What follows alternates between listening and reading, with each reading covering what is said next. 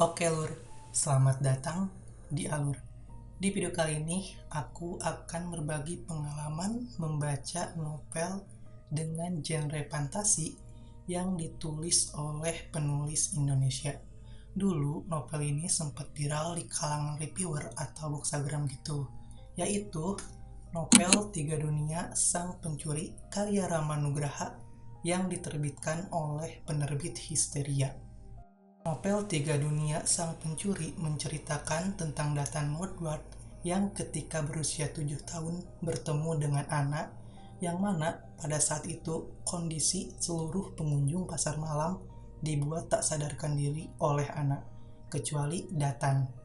Pertemuan dengan Anna membuat obsesi Datan untuk menjadi Royan terbangun. Anna merupakan seorang Royan yang merupakan kelompok elit dunia yang memiliki tugas mencuri dan menghilangkan nyawa orang. Tentu saja keluarga Datan tidak mengizinkannya untuk menjadi Royan. Lagipun keluarga mana sih yang mengizinkan anaknya untuk bergabung ke kelompok yang memiliki tugas mencuri atau menghilangkan nyawa orang. Tapi pada saat itu obsesi Datan untuk menjadi Royan sudah ada di puncak. Dia tidak peduli dengan omongan keluarganya, malah setelah bertemu dengan anak, Datan melatih skill mencurinya. Tak peduli keluarganya murka ataupun malu karena harus menebusnya di penjara anak.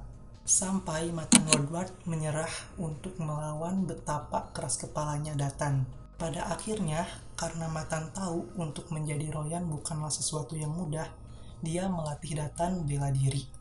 Hingga ketika dia berusia 22 tahun, akhirnya Datan resmi bergabung ke kelompok persaudaraan Royan. Nah, tugas pertama Datan menjadi seorang Royan adalah mencuri permata Ju. Sialnya, ketika dia melakukan aksi pencurian permata Ju, dia harus bertemu dengan Nimeria. Yang mana pada saat itu ketika bertemu Datan, Nimeria itu bersikap seakan-akan dia terobsesi dengan Datan. Tentu saja Datan murka dan tidak suka dengan Nimeria. Sampai Nimeria ini melakukan hal yang membuat Datan beneran semurka itu. So, bagaimana kisah lengkapnya kalian bisa membacanya di Tiga Dunia Sang Pencuri karya Rama Nugraha. Novel Tiga Dunia Sang Pencuri ini memiliki ketebalan 580 halaman, yang mana di setiap beberapa bagiannya, pembaca akan dibuat ketawa dengan celetukan tak berperasaan yang keluar dari mulut Datan. Tokoh utama bernamakan Datan ini memiliki karakter yang super keras kepala, memiliki tekad yang kuat, semangat yang membara, dan tidak mudah menyerah. Pokoknya Datan ini tuh seperti api abadi yang membara. Selama membaca, aku tak sekali atau dua kali tertawa sambil geleng-geleng kepala melihat betapa menyebalkannya sosok Datan. Tapi aku suka karena karakter Datan ini benar-benar konsisten dari awal sampai akhir. Maksudnya konsisten menyebalkannya. Bahkan di masa-masa sulit ketika nyawanya berada di ujung tanduk, mulut Datan itu nggak pernah bisa dikontrol. Selalu bikin lawan bicaranya tuh kesal, marah, bahkan sampai sakit hati. Salah satu adegan yang aku suka di novel ini adalah pertemuan antara Datan dan Nimeria. Adegan mereka ketika berantem sambil adu mulut, menurut aku itu berkesan banget. Kenapa? Karena kegilaan Nimeria adalah kegilaan yang aku suka.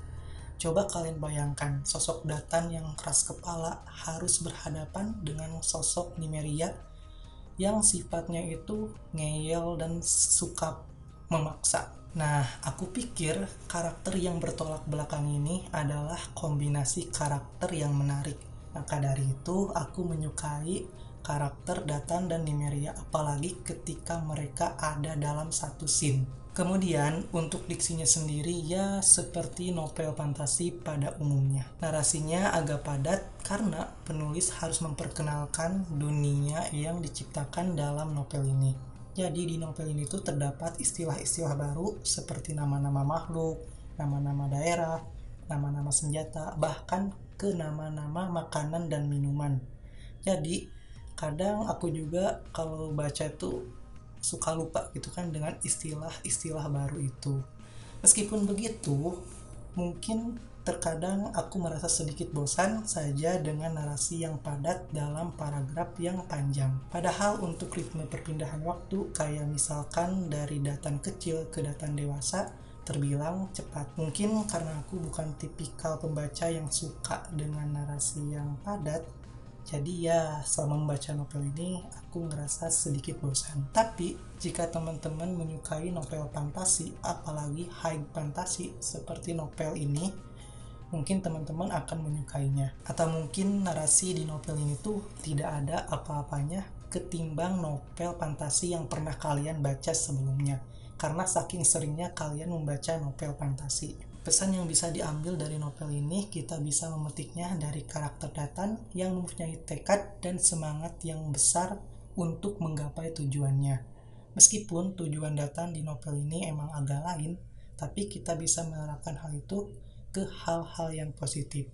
Untuk karakter Nimeria sendiri, kita bisa memetik pesan kalau kita hendak didengarkan atau meminta bantuan, baiknya kita memintanya dengan cara yang baik dan sopan.